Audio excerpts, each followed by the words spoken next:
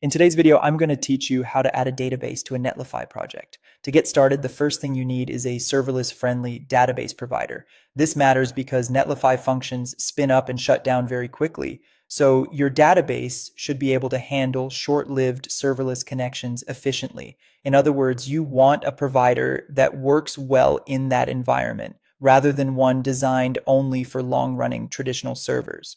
Once you've chosen your database provider, go to that provider's dashboard and copy your connection URI string. This is the string your app will use to connect to the database. Be careful with it because it contains sensitive connection details, so you never want to expose it publicly or place it directly in front-end code. Next, log into your Netlify dashboard and open the site you want to connect to the database. After selecting your site, go into Project Configuration. From there, click on Environment Variables. This is where Netlify lets you store secrets securely so your application can access them during builds and in serverless functions without exposing them to users. Now click Add a Variable and then choose Add a Single Variable. In the key field, enter database/URL. In the value field, paste the connection string you copied from your database provider. Using a clear and standard name like database/URL makes it much easier to reference this value later in your code and keeps your project organized. Once that's filled in, click Create Variable to save it.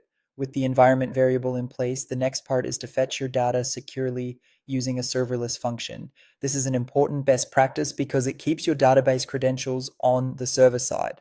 Instead of letting the browser connect directly to your database, your front end should call a Netlify function, and that function can safely use the database/URL variable to query the database. After that, display the return data on your website. At this stage, your front end simply consumes the response from the serverless function and renders it for the user.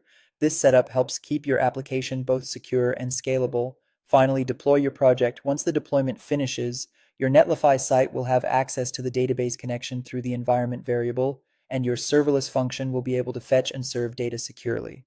A final tip, if you ever update the connection string in Netlify, make sure your project is redeployed so the new value is picked up correctly. And that's how to add a database to a Netlify project.